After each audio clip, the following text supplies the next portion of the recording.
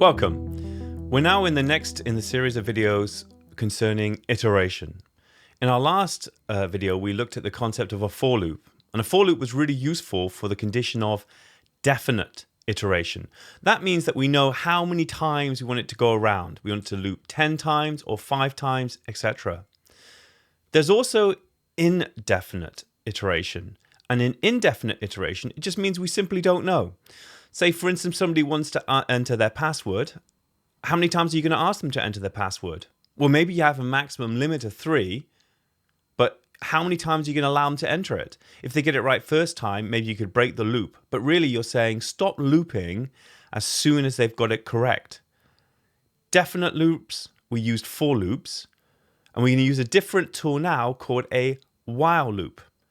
Now, a while loop could be used to do definite iteration. So let me just recreate how a while loop that replicates what the for loop did before, i.e. it prints out 10 different student numbers. So I could say count, maybe I could start it at 1, and then I say while. While is the name of the loop. Now I do my test. My test will be while count is less than or equal to 10. Now I want you to notice for a second, that bit there looks awfully similar to an if statement. And that is absolutely true. This is a logical test that must be met. And you can use and ors just like you would with an if statement. And then we could say print a student. I have to put speech marks around that. Student. And then their number, which was str count. Now, I've got a massive error in my code. I'm wondering if you can spot it. I initialize count as 1. This is a test at the beginning of the loop. Is count less than 1? Is count less than 10 or less than equal to 10? Absolutely it is. So it will go around, it will print student, and it will say, is count less than or equal to 10? Yes, it is. Is count less than or equal to 10? Yes, it is. So this is actually a error here, which now you can quite easily create. It's a runtime or infinite loop error, where if I run this, this might blow up horribly in my face. In theory, it's never going to end. You see, it's just going to go on and on and on and on and on, printing student 1 till, I guess civilization comes to an end or I stop paying my electric bill. So I'm going to stop that now. Now, what we're looking at instead is we need to do something with that variable. And so within the loop itself, we'll have another line, count equals count plus 1. And now if we play, what's going to happen is a count is initialized as 1. 1 is less than or equal to 10. That's printed out. Count, which is 1 plus 1, 2, assigned back to count. Now count is 2 less than or equal to 10, etc. And then the loop will go. And as you can see, that's replicating definite iteration, just like in the for loop. But what I was saying to you was that we don't really use it for definite iteration. We use it for indefinite iteration when we're sort of logic controlled example. So let's say, for instance, here we could say while,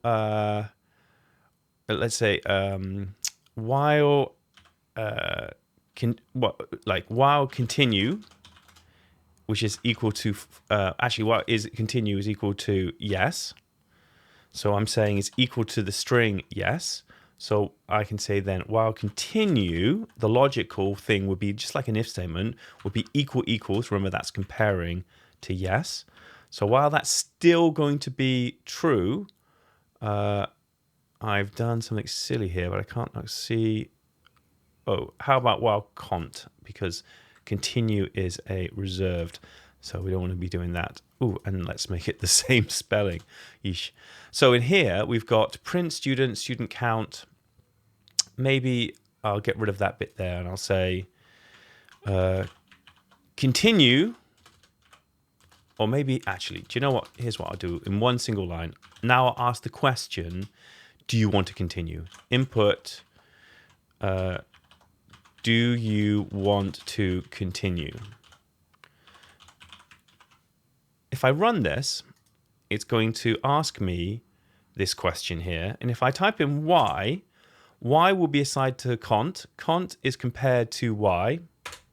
Continue. If I put anything else there, like K even, boom, it'll finish. And so you don't know how many times it's going to go around, and that's what we mean by a indefinite loop. Okay, let's give this one a try, shall we? It's an exercise where we're going to want to make use of a while loop to solve. Let's have a little read underneath. It says, please allow the end user to continue to enter temperatures until they enter -1. Now, the point of this is that if it was a for loop, we'd have to know exactly how many temperatures were going to be entered. So maybe it was 10 or 8 or whatever. The point is this time the person could enter, I don't know, 10 and 15 and then 20. And then when they enter -1, it means that they've entered 3. But you don't know when they're going to stop. This is why we use a while loop, because it's a indefinite loop, because we don't know exactly the period of time it's going to take to do it. And then it says output the average temp, the highest temp, and the lowest temp. Now, this is tricky, but think back to previous lesson in that for loop. It's very similar logic. So why don't you pause me and give it your best shot.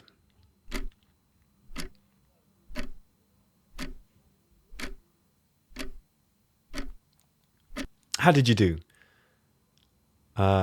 It might be something where it's sensible that, let's say you didn't quite crack it, that you watch me try and solve it, and then you could pause me, because it might unlock you at a very crucial point. Anyway, let's give this a go.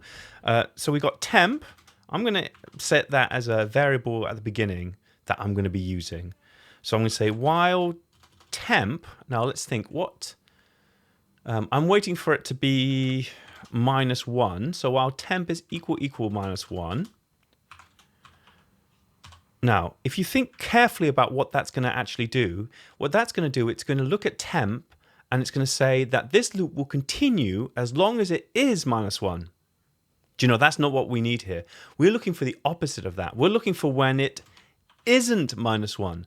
When it isn't -1, then it should go. As soon as it becomes -1, that's when the loop should stop. So while it isn't -1, it continues. And I had to initialize this variable up here because otherwise you don't know what you're comparing it to. So it needs something to compare to. Okay, what do I need to do with this? I need it to be inputted. So temp equals, now when we input it, it will come into a string. We don't want it to be a string. Potentially it could be a float if you wanted to do degrees to like 19.7 degrees.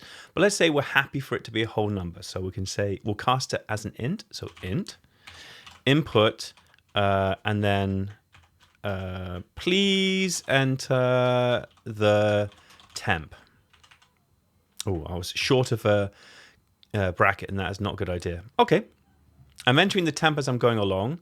Do you know what? This is really sensible to do. And if I'm in your shoes, I'll be doing this. I'll run it now and test that this bit works. So the way I'm going to test it is, as long as I'm not putting in -1, it should continue, and it does. And as soon as I put in -1, boom, it ends. Great, that works. Okay, what do I need to do with this temperature? Well, I need to calculate an average temperature. And to calculate an average temperature, I am going to need to get a total temperature. So let's go total temp. Let's, again, initialize that as 0. And then every time this goes around, let's get total temp plus temp. Is total temp plus temp. Let's talk about what's happening here. When you've added in that temperature, it's going to add it to the total temperature. And then the running total will keep on continuing until you get the total. In fact, let's try that. You remember my little tip earlier about don't go too far, test as you go along? Well, let's print total temp and see what it looks like. So if I run it, let's do the test again. I can do 10. Wicked. You see that number there? This means it's actually being added, which is great. 18. And if I put -1, we'll go there. Do you see what just happened? It says now the total temp's actually 33. Because it's adding at this stage here, I've added the temp. So I've done -1 here. I've added that to total temp, and then it breaks the loop. That's not what I want. This is one of these situations where sequence is actually critical. So we actually want to put that thing at the end. We want to ask the temperature as the last thing. Because if they put -1, boom, the loop ends. If we put it at the start here, it means it's going to have to run through adding it to the total before it works. Again, like I said, the way we want to test these things is gradually. It says add on and then test as you go along. So I can add the temp 10, 15, 20, -1, boom. It didn't do it because it didn't get the opportunity to add it to the total temp because, well, it got to -1 and therefore the loop ended. Okay, now I want to output the average. Okay, to get an average, I need the total temp, which now I have, divided by the number of temperatures you put in. And if we use for, if we had a for loop, we could easily get that from the range, but we don't have that. In fact, we don't know because we don't know how many times they're going to enter a new temperature. So I'm going to have another variable here called count, start it at 0. And then as we go along, every time we have asked the question, or every time we're in this loop, I should say, we're going to get the count is equal to the count. Oh, in fact, actually, let me give you a little shortcut. It doesn't save you much time, but always worth knowing. So I was gonna type count equals count plus 1. This situation, like underneath it, where total temp equals total temp plus temp. There's a shortcut way of doing it. You can go plus equals 1. And that will mean exactly the same as count equals count plus 1. It's just a way of adding 1 to it. All right. And at the end here, we're going to print out the average. The average will be total temp divided by count. So let's run it. And again, let's test it. I think there's actually an error in here, but if you can spot it, you can give it a pause and see if you can spot it. That would be awesome. Maybe I'm wrong and there's not an error, but I think there's going to be. So I'm going to say 5, 10, and 15. Now, if you add all those three together, that's going to give you 30. Got there in the end. And now when we go -1, it should be 30 divided by 3, so give you an average of 10. Oh, yeah, this is what I suspected might be the case. I'm going to debug it for you by, you see we've got print total here. Let's go print count, see where the count ends up. I'm going to enter, so the count before we've done anything is gone to 1, but we haven't entered the data yet. I go 5, the count's up to 2, but we've only entered 1 bit of data. 10, it's gone up to 3, but we've only entered 2 bits of data, and 15. So when we go -1, it's 30 divided by 5 because the -1 is being counted as one of the loops.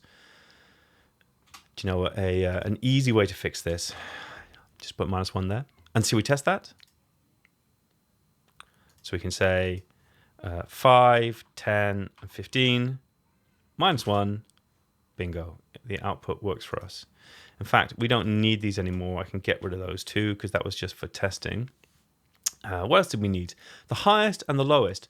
Do you know, I think I did this before and I did the max, but I didn't get you. I asked you to do the low. Why don't I do the other way around? I'll do the low and then you go do the high. So if I want the lowest temp, so low temp, I mean, it would make sense for me to pick a temp that I don't think is going to be higher. So let's say it's in Celsius, 200 degrees Celsius. Do you know what? I'm going to go out on a limb and say probably that the lowest temperature is going to be lower than 200 degrees Celsius. And then here, they've now, at this point, they've entered the temp. So I have to do it at this point because if I do it beforehand, the if's not going to work for us. So I'm going to say if. Well, I suppose it could come around the next time, actually. So we'll come back to this. If temp, so the temperature, is less than the low temp, bear in mind, the first time around, the low temp is 200 degrees Celsius. Okay, what do we want it to do? Well, if it's lower, right, we want the low temp to become temp. Should we test it out? Maybe print it out here underneath. Print low temp. Okay, so let 5, 10, 15. So we're hoping when I go -1, it's going to give the average again of 10, but now the lowest temp will be 5 if we've not made an error. We have made an error. And do you know why we've made an error? Because we entered -1. So of course -1 is going to be the worst one. So you know where I said it had to be here? What a mistake. I don't want it to be there. I want it to be up here before. Because then if you get to this stage, if you think about it, I've entered 10, 5, whatever. It's gone around here. And then it will go through all this here. So let's try that, shall we? So this time, 5, 10, 15. Fingers crossed. Ooh, -1. The lowest was 5, then 10, and 15, and then the low one was 0.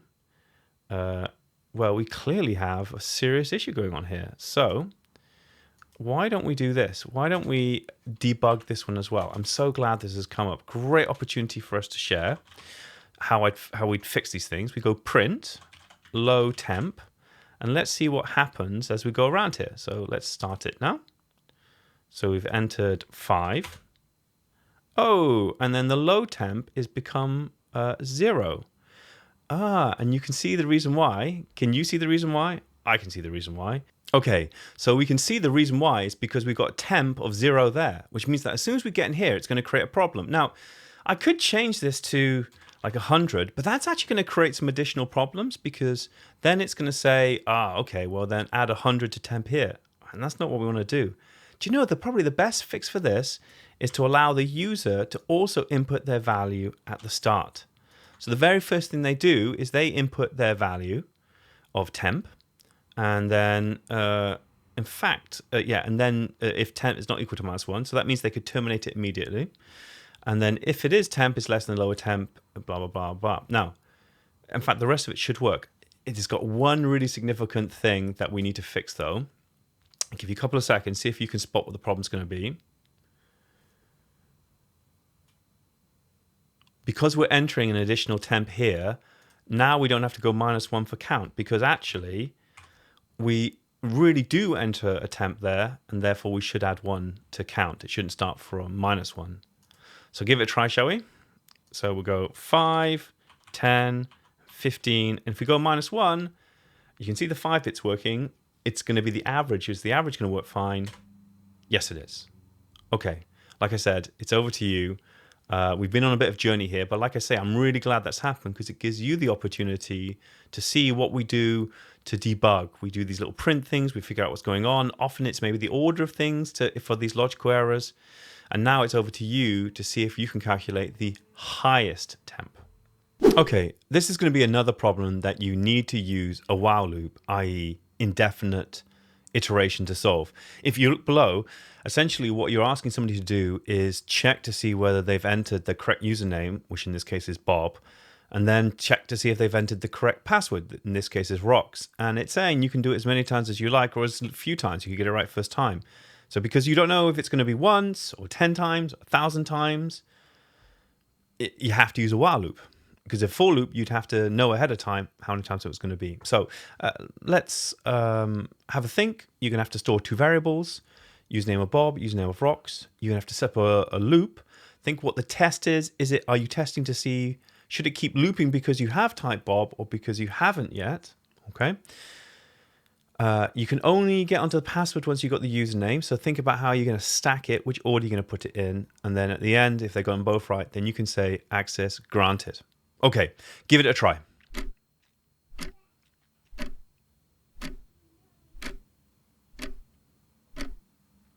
Okay, how did you get on? Let's have a look about how I might want to solve this now.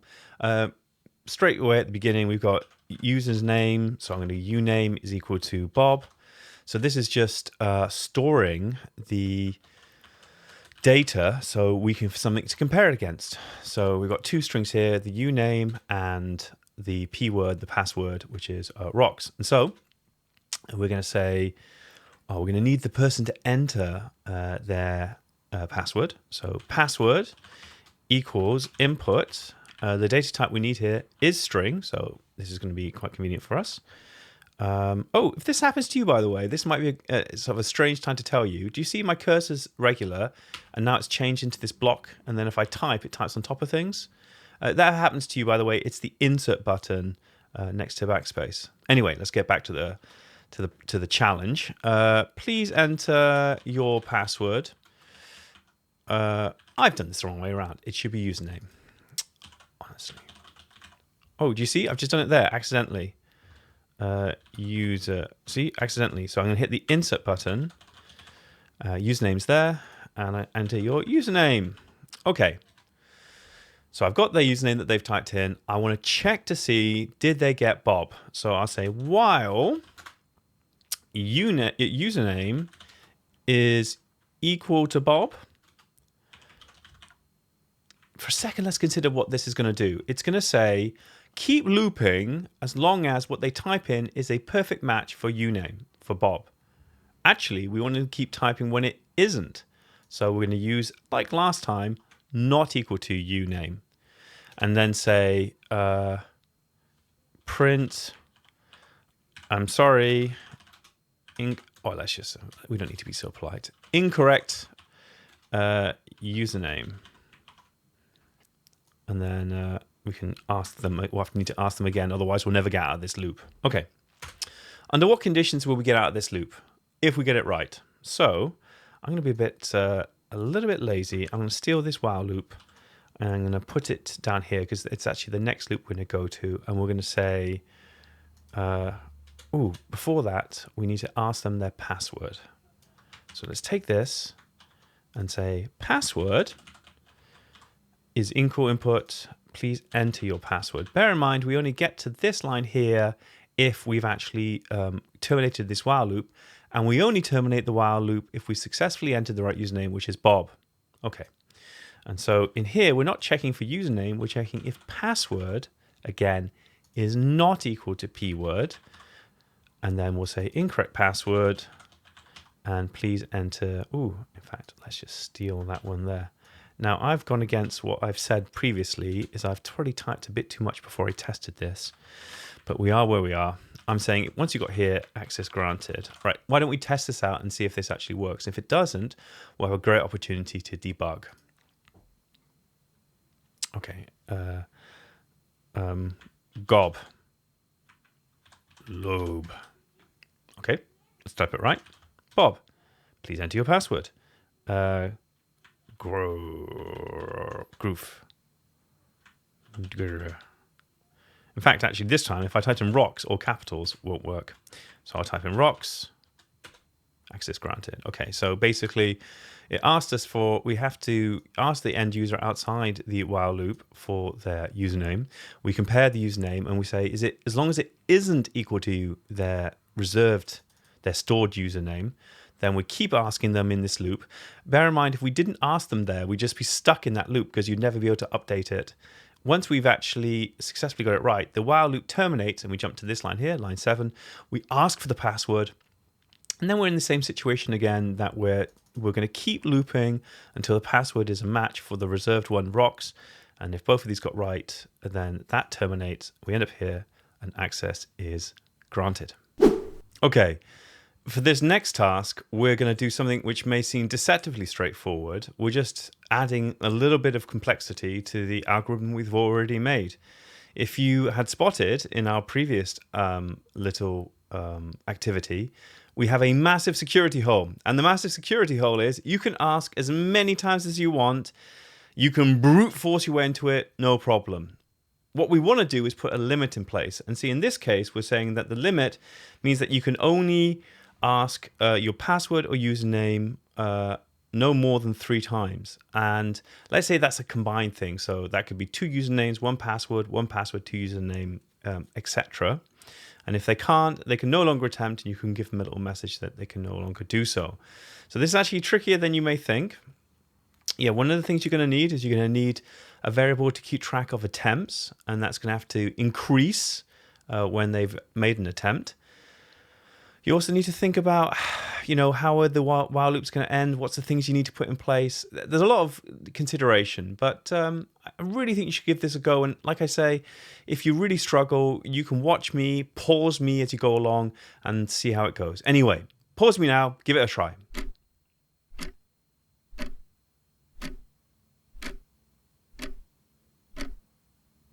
Okay, how'd it go? Let's start with the basics. The basics are going to be that we have an attempts, and we're going to initialize that as 0. logically, as soon as they've asked the person to enter, as soon as we've asked the end user to enter their username, I guess we've increased it by 1. So actually, do you know what? Let me make life easier on myself. Let's drag that down there. And let's initialize it as 1 there, because you always have to make that first attempt. And then every time they attempt in here, because in this loop we're going to have the username, well, maybe I'll put it underneath this. We'll say attempts plus equals 1, i.e. add 1 to the attempts. And here, what we're going to want to do is keep this loop going around whilst, and they'll only stop it if your username's correct, but also this time, think about it, also if you've gone 3 or more attempts, that's a problem. So you can use the logical operator of and. So and the number of attempts is still less than 3. So I'm going to, maybe it's worth testing this right now. So if we go in here, please enter your username. So I should be able to enter my username 3 times incorrectly, and then it's going to terminate. So let's try 1, 2, 3, and then on to password. Okay, great. We're on to something. Now on password, I guess here, as soon as we've asked for their password, that's going to be an attempt. And then inside this loop, as soon as we've asked for a password, I guess that's also an attempt. And here in this while loop, we got to say and attempts less than 3. Okay, so let's try this. So start, I guess we should be able to put the, let's say we put the username in successfully, so Bob, and then we should have a second time, a third time, and that's it. Okay, now it's still saying access granted. And even if we get the username wrong, we still go there. So we need to have a little bit of thought about how we're going to solve this. So we'll only ask for their password if this if this while loop ends, if the number of attempts is still less than 3. Okay, so you see all this is not indented now. Let me give you a little tip, and I don't think I've ever shown you this before.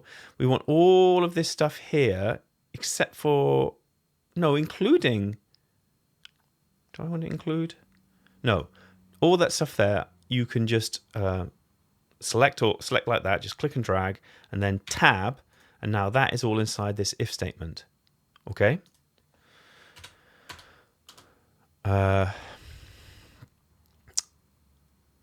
Else, I suppose if you've got to the else, you'd say print. Yeah, if you got this else, print. Sorry, used all attempts. Okay, so let's explore the different ways we could be successful. So we've got in here, and we've actually got these attempts. Okay. So we could even, so what's going to happen is I could take that print access granted, and we say, if we've got it right, i.e., let me just tab in there. If that while loop terminates, it will say access granted. But we also have to think about what happens if we've not, what happens if we haven't got it right. So it could terminate the while loop because we've got it wrong. So we're going to have another thing there. But let's test this so far. So we're saying if we get the username wrong once, twice, and 3 times should mean that this if statement will not succeed and will go down to the else. Fingers crossed. Sorry, used all attempts. Looks like I can't spell used. That is awful. However, the password bit, that's not going to work. So, or not as we want it to. So we can type in Bob. So it's dropped us down to password. And we can try second time, third time. And I think what's going to happen is this while loop will end and it will say print access granted. So we need another if statement here. If attempts is less than 3, print access granted, and then else. And then we can take this, sorry, used all the attempts. It can go there. And I have to make it a little bit smaller. There we go. Shall we try it out? So we're going to try Bob, password 2, password 3. Sorry, I used all attempts. Good, that works. And then let's try, well, let's just try Bob, attempt 2, and then rocks. Oh dear. Looks like we also have a bug here. So it's saying that we need to fix that because we've actually miscounted the number of attempts. Do you know what? I've been talking for a little while now. I love it, actually. If I just pause now and you attempt to try and fix it, I'll give you a clue. It's somewhere in this area with the number of attempts we're doing. Kind of give you a little tip. I do something like print attempt to keep track of that variable, okay? But I'm not going to do it for you. It's a good opportunity for you to try it out yourself. Okay, this is a you section, so this will be your opportunity to demonstrate some of the skills you've just learned. Yes, you'll be using a while loop, and I'm going to support you now by talking through this problem. So keep allowing scores to be inputted until a -1 is input. So as you can see on the top line, the end user enters their marks for their test. They're out of 20. But what it's saying here is you don't know how many of these tests exist. So they keep on entering scores out of 20 until they enter -1. So they enter 16, 15, 10, 7, and then -1 would finish it. Okay? And then calculate the average score and now put the following. So if you're counting the average score, again, you're going to need to keep count of how many times they've entered the test. And you're going to have to add it the total. So you can go back to 2 activities ago or 3 activities ago to help you do that. Also, because you have the average score, you need to then sort of check it, because if they've got 15 or higher, they scored a merit. 10 or higher, they scored a pass, otherwise a fail. And so that will be sort of an if, elif, else statement if you think about it. Also, if you're feeling really ambitious, there's an extension here that if somebody says that they've got a score over 20, that you can reject it. There's actually more going on there than you think, because you can't just reject it, because also there'll be a consideration of your count, because if you're counting the inputs and they enter 24, you'll probably count it. So then if you reject it, you also have to shift the count over. So something to bear in mind. Anyway, why don't you pause me and give it a go?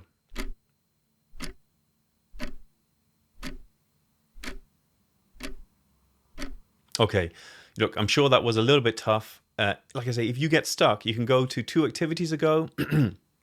Have a look through that one again. Certainly there's the stuff around inputting temperatures and then -1, and that would help you out there. If you're stuck on the if, elif, else statement, you can go way back to the lesson 3 activity to help you do that. Okay, I'll see you in the next lesson.